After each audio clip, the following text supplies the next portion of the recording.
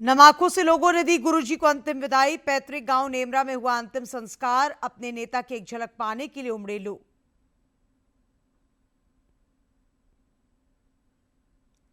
रांची से नेमरा तक की अंतिम यात्रा के दौरान पिता शिबू सोरेन के पार्थिव शरीर के पास बैठे रहे सीएम हेमंत सोरेन। रास्ते में लोगों ने पुष्पांजलि अर्पित कर दी श्रद्धांजलि। प्रधानमंत्री नरेंद्र मोदी और फिलीपींस के राष्ट्रपति के बीच वार्ता। कई क्षेत्रों में हुए समझौते। प्रधानमंत्री ने आतंकवाद के खिलाफ लड़ाई में फिलीपींस के समर्थन पर जताया आभार। और झारखंड की टीम चंडीगढ़ को हराकर हॉकी इंडिया सब जूनियर राष्ट्रीय पुरुष हॉकी चैंपियनशिप के सेमीफाइनल में। जूनियर महिला हॉकी में भी झारखंड की जीत।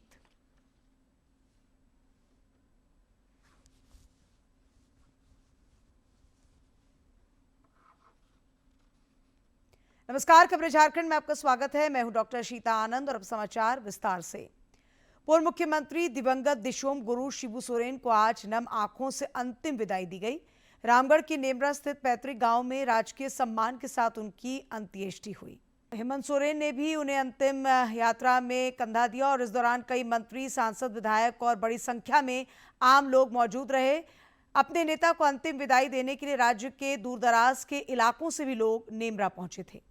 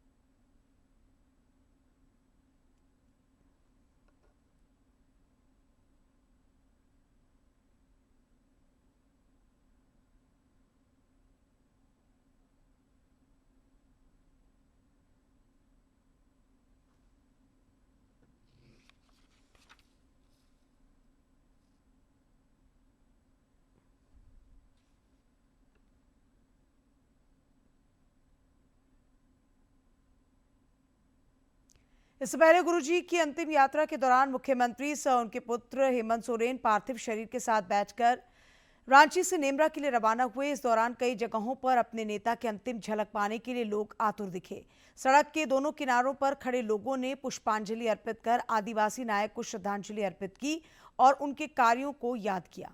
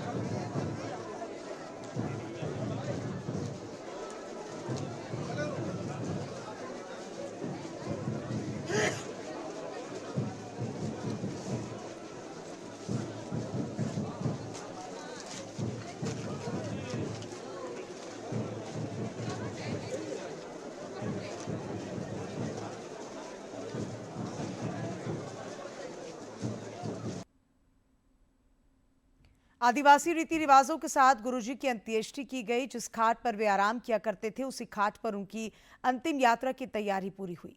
इस दौरान मुख्यमंत्री हेमंत सोरेन, बसंत सोरेन और सीता सोरेन समेत परिवार के अन्य सदस्य मौजूद रहे। गुरुजी का पार्थिव शरीर उनके नेमरा स्थित आवास पहुंचते ही वहां का माहौल गमगीन हो गया। सगे संबंधियों ने एक दूसरे को ढांढस बंधाया। इसके उपरांत विधि विधान के साथ अंतिम यात्रा घर से निकाली गई।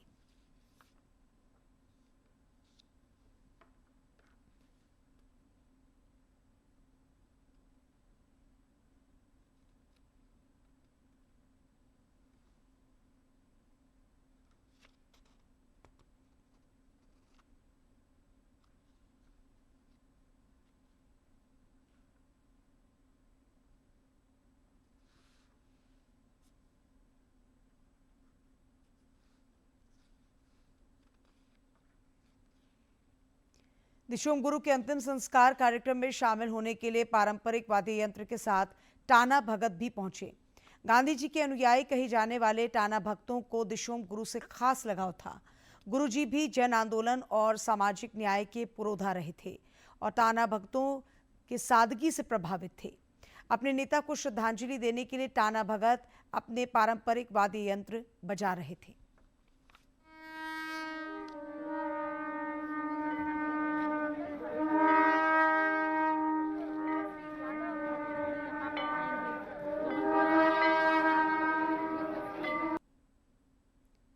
अब रुक करते हैं अगली खबर का। प्रधानमंत्री नरेंद्र मोदी और फिलीपींस के राष्ट्रपति के बीच आज नई दिल्ली में शिष्टमंडल स्तर की वार्ता हुई। इस दौरान व्यापार, रक्षा और समुद्री सहयोग समेत अन्य क्षेत्रों में समझौते हुए। प्रधानमंत्री ने दोनों देशों के बीच संबंधों की प्रगाढ़ता पर जोर दिया। उन्होंने कहा कि भारत और फिलीपींस के बीच रिश्ते अब रणनीतिक संबंधों की ओर जा रहे हैं। श्री मोदी ने आतंकवाद के खिलाफ लड़ाई में फिलीपींस के समर्थन पर भी आभार जताया। फ्रेंड्स, मजबूत हो रहे रक्षा संबंध गहरे आपसी विश्वास का प्रतीक है। मैरीटाइम नेशंस के रूप में दोनों देशों के बीच मैरीटाइम कोऑपरेशन स्वाभाविक भी है और आवश्यक भी। ह्यूमैनिटेरियन एड, डिजास्टर रिलीफ और सर्च एंड रेस्क्यू ऑपरेशन में हम मिलकर काम करते रहे हैं। आज जब राष्ट्रपति जी भारत में हैं, भारतीय नौसेना के 3 जहाज पहली बार फिलीपींस में नौसैनिक एक्सरसाइज में भाग ले रहे हैं। भारत की हाइड्रोग्राफी शिप भी इसमें जुड़ी है। इंडियन ओशन क्षेत्र के लिए भारत में बनाए गए इंटरनेशनल फ्यूचर सेंटर से जुड़ने के लिए हम फिलीपींस का स्वागत करते हैं। पहलगाम आतंकी हमले की कड़ी निंदा करने के लिए और आतंकवाद के खिलाफ हमारी लड़ाई में साथ खड़े रहने के लिए हम फिलीपींस सरकार और राष्ट्रपति जी का आभार व्यक्त करते हैं। म्यूचुअल लीगल असिस्टेंस और ट्रांसफर ऑफ सेंटेंस पर्सन्स के विषयों पर आज हुए समझौतों से हमारी सुरक्षा साझेदारी को और बल मिलेगा। प्रधानमंत्री नरेंद्र मोदी की मौजूदगी में आज नई दिल्ली में एनडीए संसदीय दल की बैठक हुई। इस दौरान ऑपरेशन सिंदूर को लेकर प्रस्ताव पारित हुआ। साथ ही आतंकवाद के खिलाफ प्रधानमंत्री के कुशल नेतृत्व में मिली सफलता पर नरेंद्र मोदी का अभिनंदन भी किया गया। इस दौरान समसामयिक विषयों पर विमर्श भी हुआ। प्रधानमंत्री नरेंद्र मोदी ने एनडीए संसदीय दल की बैठक में हिस्सा लिया। इस दौरान ऑपरेशन सिंदूर को लेकर प्रस्ताव पास किया गया और पीएम मोदी के नेतृत्व की तारीफ की गई और उनका अभिनंदन किया गया। एनडीए पार्लियामेंट्री पार्टी के मीटिंग में प्रधानमंत्री जी का उद्बोधन, प्रधानमंत्री मोदी जी का मार्गदर्शन हुआ और प्राइम मिनिस्टर ने बहुत अच्छी तरह से उनका एक्सपीरियंस शेयर किया, एनडीए का जर्नी और फिर NDA as an organic body, as a natural alliance कैसे आगे जाना है, इसके बारे में प्रधानमंत्री जी ने एनडीए पार्लियामेंट्री पार्टी में संबोधन किया और हम लोगों को गाइड किया है। संसद में विपक्ष के शोर शराबे के कारण आज भी ठीक ढंग से काम नहीं हो सका।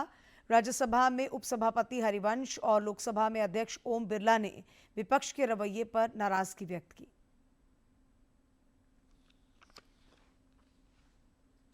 को चलाने का माननीय सदस्यों का समय होता है, लेकिन आप को कई बार आग्रह करने के बाद भी आप संसद की गरिमा और मर्यादा को गिरा रहे हैं। आप दुनिया के सबसे बड़े लोकतंत्र होने के बाद आपका व्यवहार और आपका आचरण संसदीय मर्यादाओं के अनुरूप नहीं है। मैं पुनः आग्रह करना चाहता हूं, सदन अपनी अपनी सीट पर बैठे तो सदन चलेगा। नियोजित तरीके से, योजना तरीके से सदन स्थगित कराना लोकतंत्र के लिए उचित नहीं है। आप देश की जनता की भावनाओं के अनुरूप कार्य नहीं कर रहे हैं। धनबाद सांसद डुल्लू महतो ने नई दिल्ली में केंद्रीय इस्पात मंत्री एचडी कुमारस्वामी से मुलाकात की। इस दौरान विकास परियोजनाओं को लेकर दोनों के बीच बातचीत हुई। धनबाद सांसद ने बोकारो स्टील प्लांट की उत्पादन क्षमता को बढ़ाने, गरगा डैम और सिटी पार्क जैसे ऐतिहासिक स्थलों के पुनरुद्धार समेत अन्य विषयों को केंद्रीय मंत्री के समक्ष रखा। झारखंड समेत देश भर में हर घर तिरंगा अभियान को लेकर खास और आम सभी में उत्साह दिख रहा है। सूचना और प्रसारण मंत्री अश्विनी वैष्णव ने तिरंगा लिए प्रधानमंत्री नरेंद्र मोदी का एक वीडियो साझा किया है। उन्होंने सभी से तिरंगे के गौरव से जुड़े इस अभियान से जुड़ने का संदेश दिया।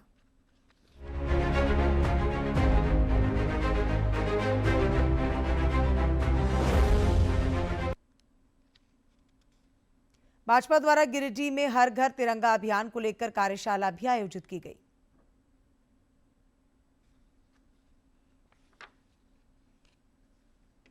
झारखंड समेत देश भर में हर घर तिरंगा अभियान शुरू हो चुका है।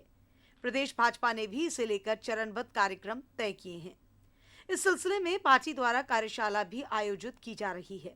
गिरिडीह में आयोजित कार्यशाला को संबोधित करते हुए भाजयुमो के प्रदेश अध्यक्ष शशांक राज ने कार्यकर्ताओं को अभियान में भागीदारी के लिए प्रेरित किया। 10 तारीख से घरों में तिरंगा लगना, तिरंगा बटना, तिरंगा यात्रा इस प्रकार का अभियान शुरू होगा जो स्वतंत्रता दिवस पर चलेगा। जिला के कार्यशाला और इस प्रकार का अगर कोई आरोप भाजपा पे लगाता है, भाजपा के कार्यकर्ता नहीं दिख रहे हैं, भाजपा के कार्यकर्ता सो गए हैं, तो ये बिल्कुल निरर्थक आरोप है। आज इस कार्यशाला में देखे होंगे अलग अलग प्रखंड से, अलग अलग गाँव से पूरे जिले भर के कार्यकर्ता आए थे और कार्यकर्ता में आज भी वही उत्साह है और सरकार के हर गलत रीति नीति के खिलाफ भाजपा का कार्यकर्ता खड़ा होता है। इस दौरान भाजपा के जिलाध्यक्ष महादेव दुबे ने बताया कि 10 अगस्त को जहां तिरंगा यात्रा निकाली जाएगी, वहीं विभाजन विभीषिका दिवस के मौके पर कार्यकर्ता मौन जुलूस निकालेंगे। और 10 तारीख गिरिडीह में भव्य तिरंगा यात्रा निकाली जाएगी, जिसमें आम जनता के सहयोग से अपने देश के आन बान शान तिरंगे के सम्मान में हम लोग तिरंगा यात्रा को निकालेंगे। घर घर तिरंगा निकालने का काम करेंगे, घर घर तिरंगा को लगाने का काम करेंगे। राज्य में भाजपा द्वारा 10 से 14 अगस्त तक सभी मंडलों में तिरंगा यात्रा आयोजित होगी। 12 से 14 अगस्त तक शहीद स्मारकों पर स्वच्छता अभियान चलाया जाएगा। आगामी 13 से 15 अगस्त तक सभी घरों और प्रतिष्ठानों पर कार्यकर्ताओं द्वारा तिरंगा फहराने का लक्ष्य है। स्वतंत्रता दिवस के एक दिन पूर्व 14 अगस्त को पार्टी विभाजन विभीषिका दिवस भी मनाई जाएगी। गिरिडीह से रमेश प्रभाकर की रिपोर्ट। केंद्रीय मंत्री और कोडरमा सांसद अन्नपूर्णा देवी ने भारत के इतिहास में सबसे लंबे समय तक केंद्रीय गृह मंत्री के तौर पर सेवा देने वाले अमित शाह को बधाई और शुभकामनाएं दी हैं। एक सोशल मीडिया पोस्ट में अन्नपूर्णा देवी ने कहा है कि केंद्रीय गृह मंत्री अमित शाह का कार्यकाल साहसिक और ऐतिहासिक निर्णयों से भरा रहा है। अनुच्छेद 370 की समाप्ति, सशक्त होती आंतरिक सुरक्षा, आतंकवाद और नक्सलवाद पर प्रहार तथा नए आपराधिक कानूनों की चर्चा करते हुए अन्नपूर्णा देवी ने कहा कि श्री शाह के नेतृत्व में भारत सशक्त राष्ट्र बनने की दिशा में तेजी से आगे बढ़ रहा है। जम्मू कश्मीर से अनुच्छेद 370 की समाप्ति के 6 वर्ष पूरे हो गए हैं। अनुच्छेद 370 हटने के बाद जम्मू कश्मीर में काफ़ी जो बदलाव है देखने को मिला है। पिछले 6 साल में आतंकवादी घटनाओं में गिरावट आई है। 2004 से 2014 के बीच 7,217 आतंकी घटनाएं हुई थी, जबकि 2014 से 2024 के बीच घटकर 2,242 रह गई हैं। इसके साथ क्षेत्र में शासन, बुनियादी ढांचे एवं नागरिक भागीदारी में बड़ा परिवर्तन देखने को मिला है। अनुच्छेद 370 को निरस्त होने के बाद जम्मू कश्मीर में विकास कार्यों की जो रफ्तार है वो और तेज होती हुई नजर आई है। गृह मंत्रालय के आंकड़ों के अनुसार वित्त वर्ष 2022-23 तक कुल 92,507 प्रोजेक्ट्स पूरे किए गए, जबकि 2018-19 में ये संख्या सिर्फ 9,229 ही थी। सड़क कनेक्टिविटी को लेकर रिपोर्ट में बताया गया है कि जम्मू से श्रीनगर जाने वाले अब पहले के मुकाबले काफ़ी कम समय लगता है। केंद्र सरकार के अहम फैसले के बाद जम्मू कश्मीर में पर्यटन भी बढ़ा है। 2024 में जम्मू में कुल 2 करोड़ 36 लाख पर्यटक आए। अब राज्य में भारी मात्रा में निवेश भी आ रहा है। जहां पहले 70 सालों में जम्मू कश्मीर को केवल 14,000 करोड़ का निवेश मिला था, वहीं पिछले 2014 से 2023 के बीच 12,000 करोड़ का इंडस्ट्रियल निवेश हुआ है। वहीं अब कश्मीर को भारतीय फिल्म उद्योग से फिर से जोड़ने के लिए भी कवायद हो रही है। घाटी में 5,000 से अधिक नए होटल बने हैं, जो इस क्षेत्र में बढ़ते निवेश और विश्वास को दर्शाते हैं। कश्मीर में 65% से अधिक होमस्टे महिलाओं द्वारा संचालित किए जा रहे हैं। रांची के अनगढ़ा प्रखंड अंतर्गत बीसा गांव के रामदास बेदिया को राष्ट्रपति द्रौपदी मुर्मू की ओर से स्वतंत्रता दिवस पर रात्रि भोज में शामिल होने के लिए आमंत्रित किया गया है, जिससे वे और पूरा गांव हर्षित है। रामदास बेदिया ने प्रधानमंत्री आवास निर्धारित समय से पहले ही पूर्ण कर लिया था, इसलिए राष्ट्रपति द्वारा उन्हें सम्मान स्वरूप आमंत्रित किया गया है।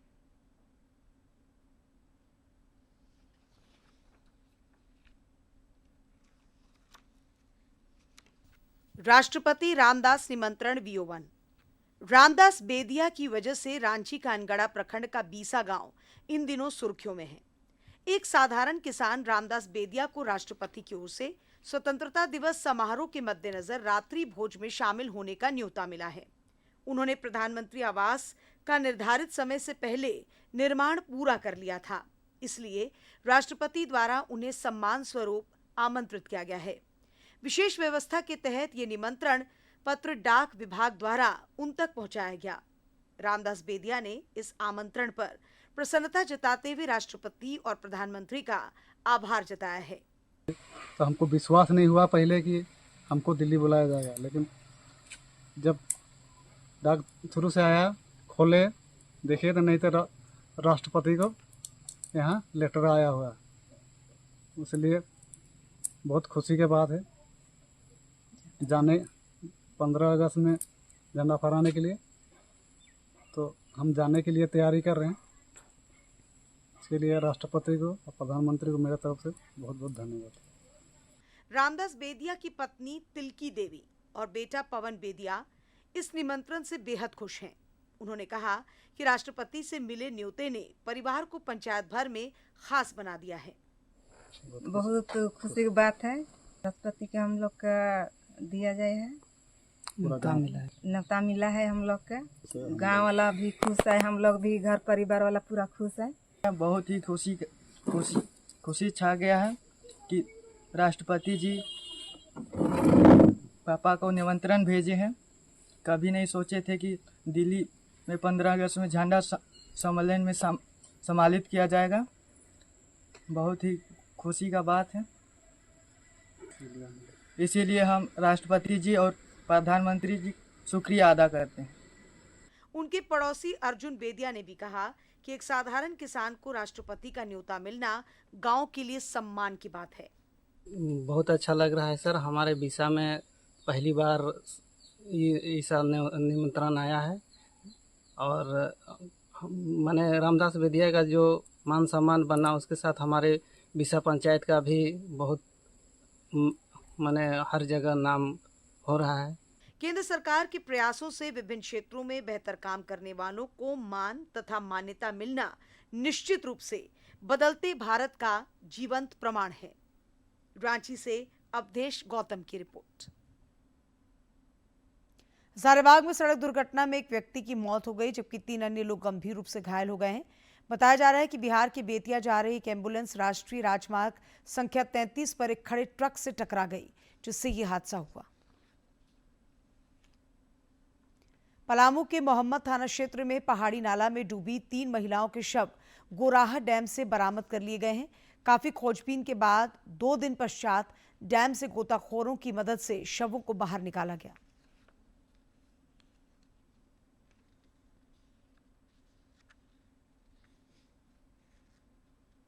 पलामू में प्रधानमंत्री ग्राम सड़क योजना के तहत काला पहाड़ से महूदंड तक बनी सड़क से करीब 20,000 परिवारों की जिंदगी में सकारात्मक और सुखद बदलाव आए हैं।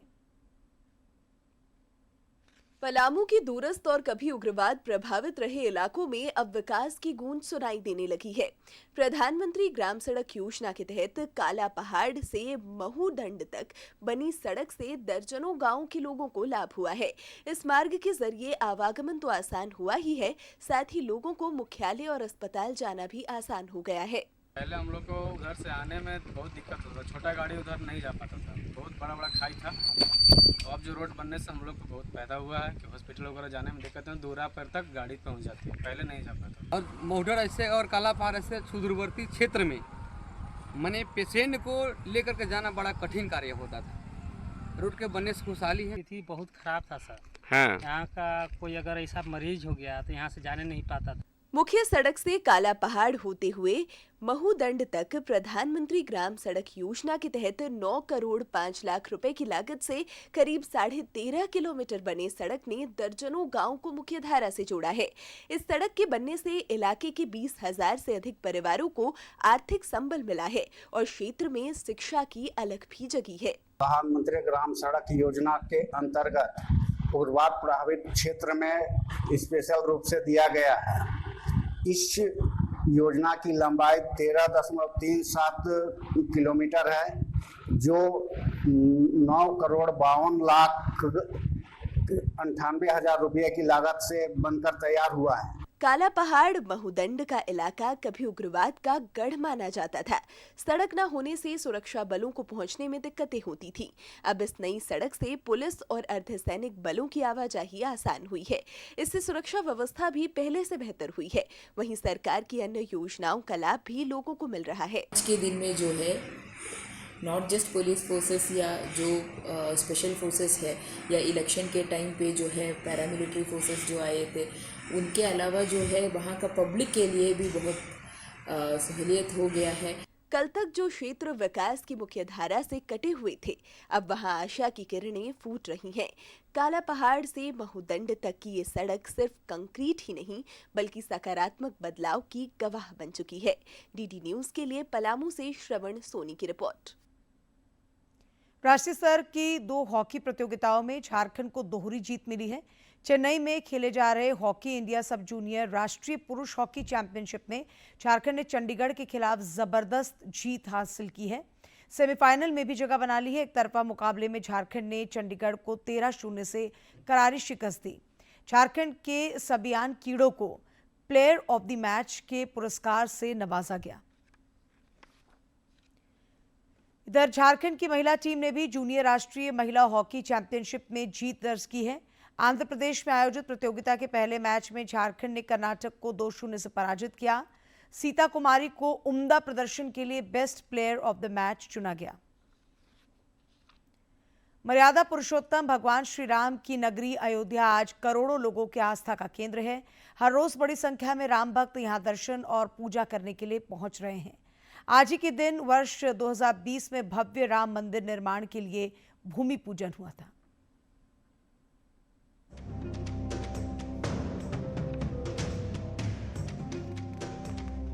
पांच अगस्त 2020 अयोध्या, उत्तर प्रदेश।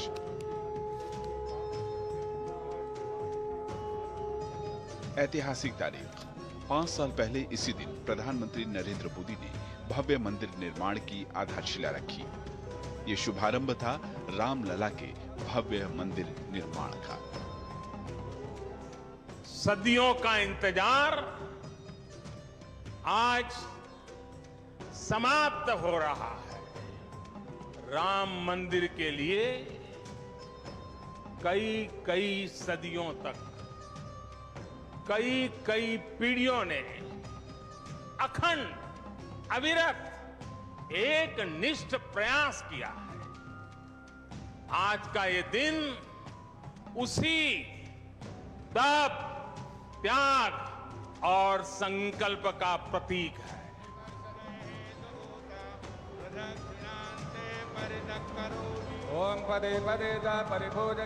ये वही जन्मभूमि है जो सनातनी मान्यताओं, ग्रंथों और कथाओं में जीवंत है। ये वही भूमि है जहां त्रेता युग में प्रभु श्री राम का जन्म हुआ था। चक्रवर्ती सम्राट राजा दशरथ और माता कौशल्या के घर सरयू तट के किनारे अवस्थित अयोध्या नगरी में त्रेता से लेकर 16वीं सदी तक प्रभु श्री राम और उनके प्रति आस्था रखने वालों का प्रमुख केंद्र बना रहा। लेकिन 1528 ईस्वी में मुगल बादशाह बाबर द्वारा जन्मभूमि पर मंदिर के स्थान पर मस्जिद का निर्माण करवाया गया। श्रद्धालुओं के बीच प्रभु श्री राम के प्रति आस्था तो बरकरार रही, लेकिन वो अपने आराध्य के पूजन अर्चन से वंचित रहने लगे। भगवान राम की अद्भुत शक्ति देखिए। इमारतें नष्ट हो गई, क्या कुछ नहीं हुआ? अस्तित्व मिटाने का हर कोई प्रयास हुआ, बहुत हुआ, लेकिन राम आज भी हमारे मन में बसे हैं। हमारी संस्कृति के आधार है। श्री राम भारत की मर्यादा है। श्री राम मर्यादा पुरुषोत्तम है। संघर्षों का दौर शुरू हुआ, गुलामी की सदियां भी बीतती रहीं। साल 1949 में कानूनी लड़ाई शुरू हुई।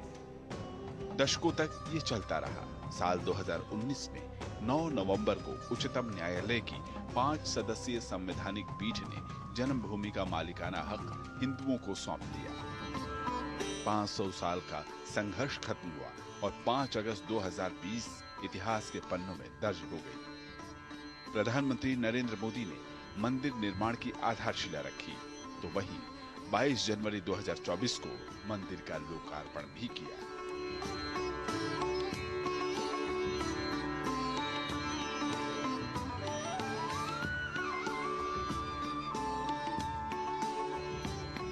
Bureau report, DD news.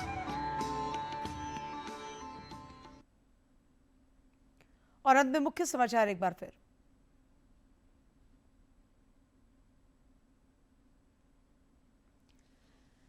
नम आंखों से लोगों ने दी गुरुजी को अंतिम विदाई। पैतृक गांव नेमरा में हुआ अंतिम संस्कार। अपने नेता की एक झलक पाने के लिए उमड़े लोग।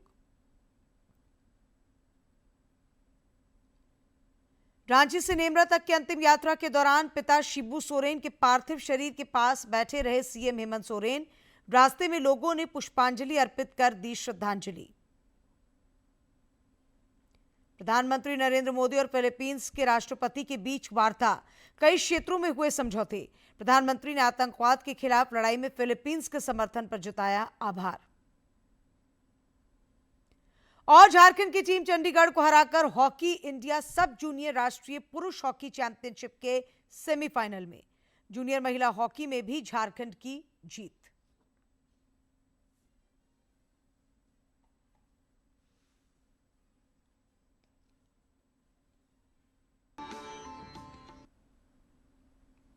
और अंत में मुख्य समाचार एक बार फिर।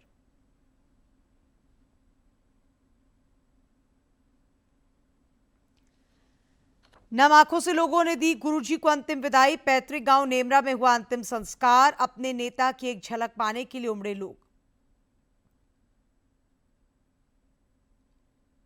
रांची से नेमरा तक की अंतिम यात्रा के दौरान पिता शिबू सोरेन के पार्थिव शरीर के पास बैठे रहे सीएम हेमंत सोरेन। रास्ते में लोगों ने पुष्पांजलि अर्पित कर दी श्रद्धांजलि। प्रधानमंत्री नरेंद्र मोदी और फिलीपींस के राष्ट्रपति के बीच वार्ता। कई क्षेत्रों में हुए समझौते। प्रधानमंत्री ने आतंकवाद के खिलाफ लड़ाई में फिलीपींस के समर्थन पर जताया आभार। और झारखंड की टीम चंडीगढ़ को हराकर हॉकी इंडिया सब जूनियर राष्ट्रीय पुरुष हॉकी चैंपियनशिप के सेमीफाइनल में। जूनियर महिला हॉकी में भी झारखंड की जीत।